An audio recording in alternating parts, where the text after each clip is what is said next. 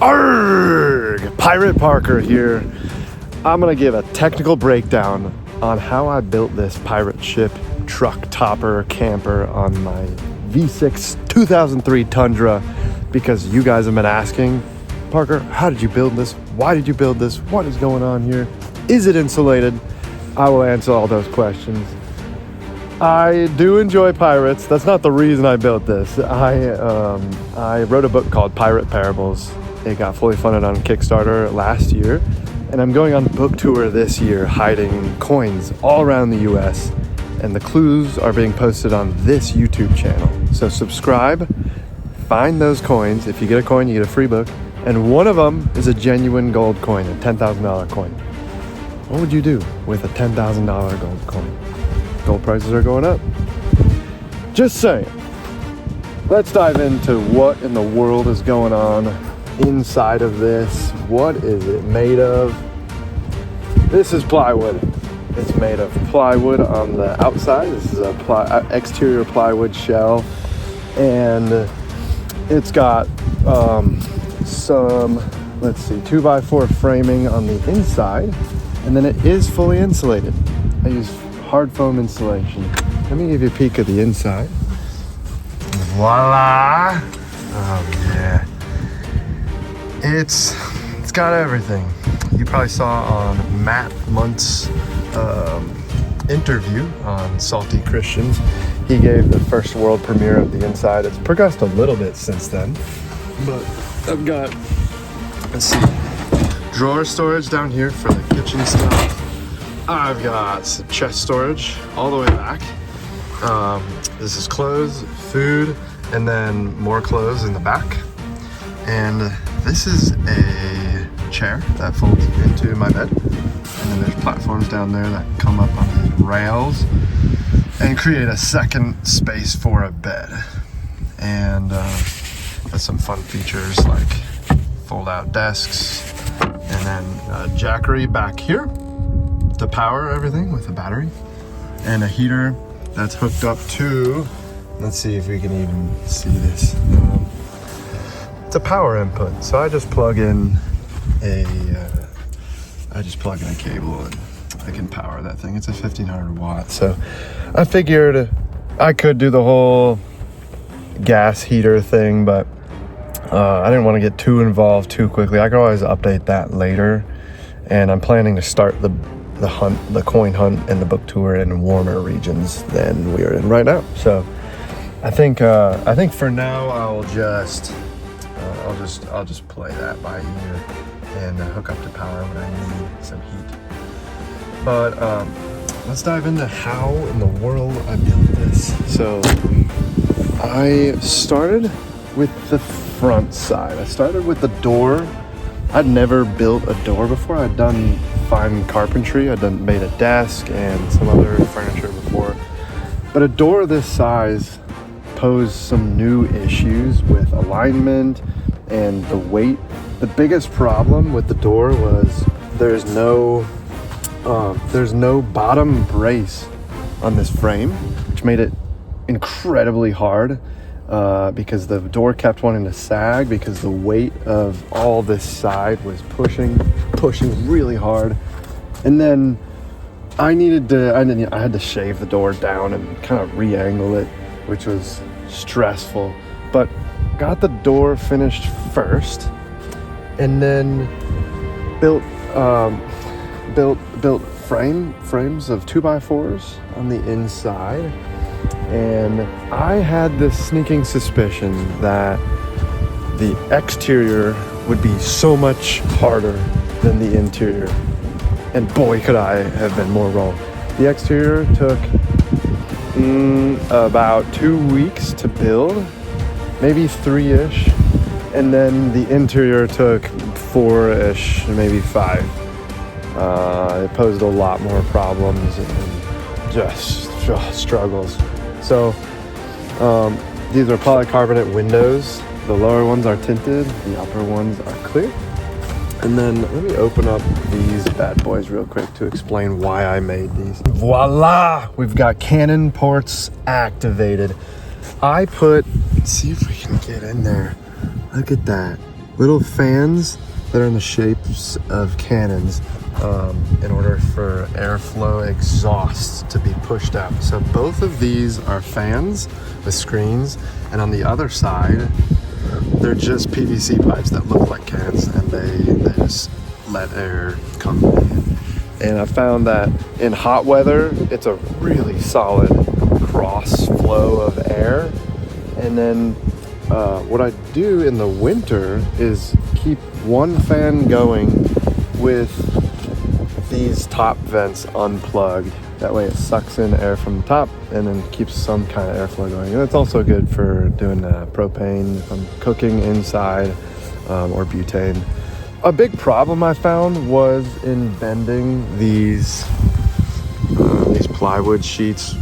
What I did was spray water on them and tried to soak them and then bend them, but they didn't get very wobbly. We tried like 15 minutes, then 30 minutes, and then tried an hour, and they still didn't get very bendable. So it was pretty hard to get these things in place. So comment below if you have a better way of doing that, because I'm all ears. I had to eventually upgrade later the suspension on my truck. I added helper springs. They're Hellwig Easy 990s, and that lifted the truck up because it was probably, I would guess, maybe 1,000 pounds of the topper and all the furniture on the inside. So let's hop in here. It is insulated inside, which is really nice. In this thing, all right? Yeah. All right. It's nice and cozy in here. So I have been sleeping in here for close to a month or month and a half now. About a month probably. And getting used to it. I really enjoy it. It's cozy and quiet in here. Something I found that was really interesting is it's fun to hang out with people in here. It's very fun. Someone will sit here in the chair, drink some coffee, and then I'll be sitting here, or vice versa, and it is just you completely forget that you're in a truck because it's so warm. There's not any visual of a truck, and it's also pretty unsuspecting. Nobody expects that you're living inside of a truck, so people just walk past it and don't think anything of it, which is really nice. Let me close this door. So something I'm very proud of was the wheel wells. I hid the wheel wells pretty well. This is a wheel well underneath the jackery and right here. And then there's a wheel well right behind this container. And so the back of that chest is the wheel well, and then as you can see, this one goes back all the way. So there's no wheel well here. Something I wish I would have done differently, which I really need to change, is a way to latch these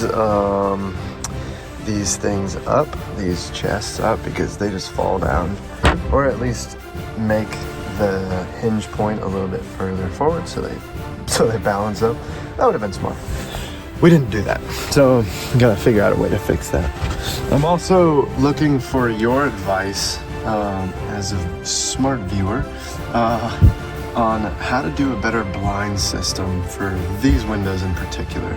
Right now, I just have this, it's just a paper, it's just a cardboard, like a little cardstock paper system. So I just hook these on here, and it covers it up at night, but if you have a better idea that's cost effective, then I'm all ears.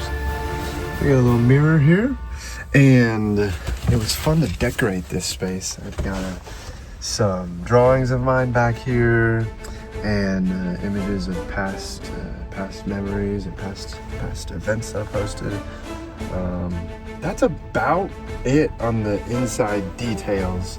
$3,000. That's what this cost. Somewhere around there. I got everything from Home Depot, and the siding is just exterior plywood that I stained a darker color.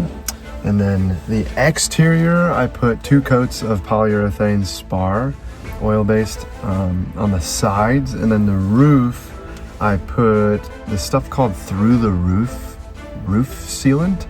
And it's this thick, rubbery, clear compound. It's nasty stuff to work with, but it is waterproof, and I like that. So I really appreciate how this whole marine carpet aesthetic turned out.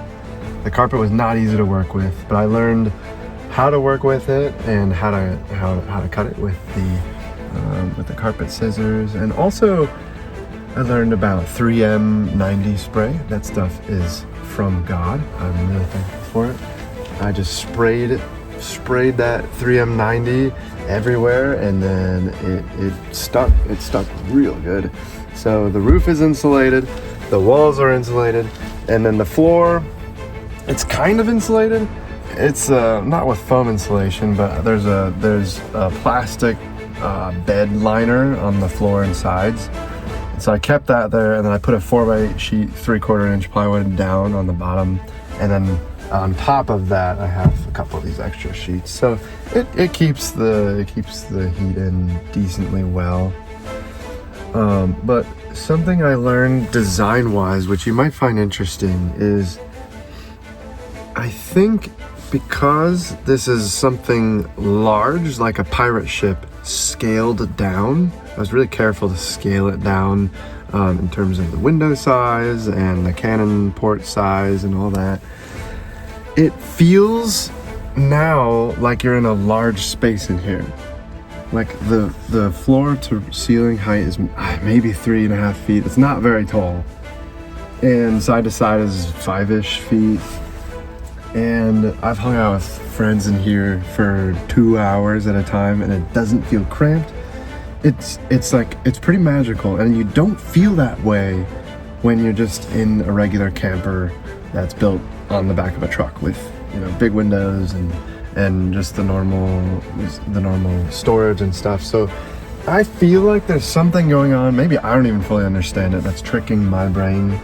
But that's been really interesting for me and other people to experience, because it's just like, it's so shocking being in here compared to being on the outside. You get in and you just don't want to leave because it's so cozy, it's so quiet.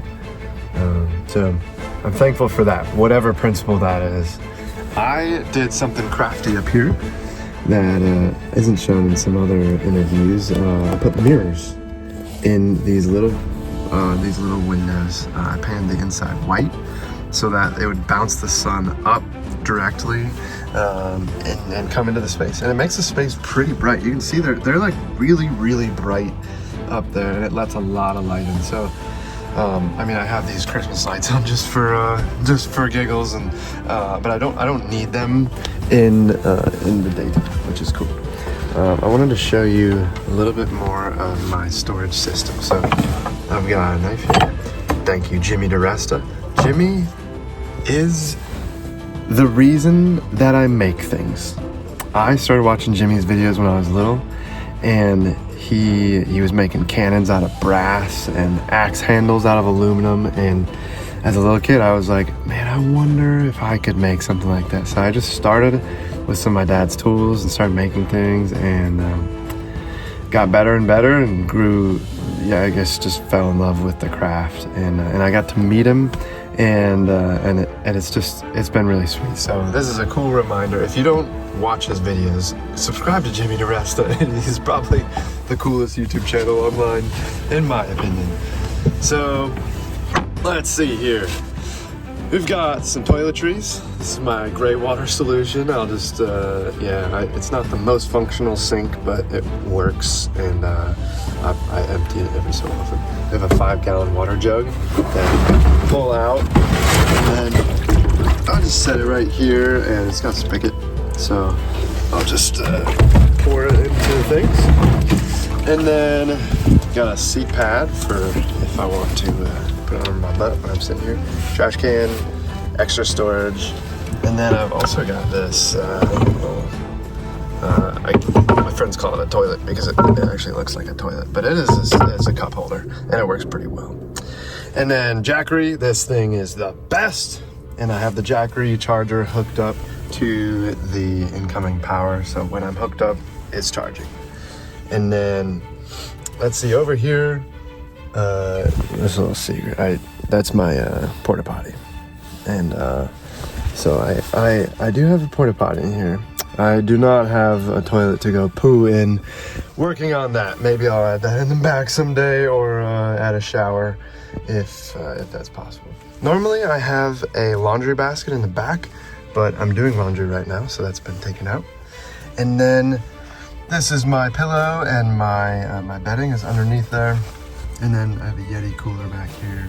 I'm working out a better food storage solution for like hot weather. I think I just need a smaller cooler, because that thing, it's a 20 quart. It's just so heavy and so big, I don't know what to do with it. And then I mentioned these little, let's see if I can do this. These little ports up top, those are those vents. And so I just open those if I'm doing cooking with my butane stove.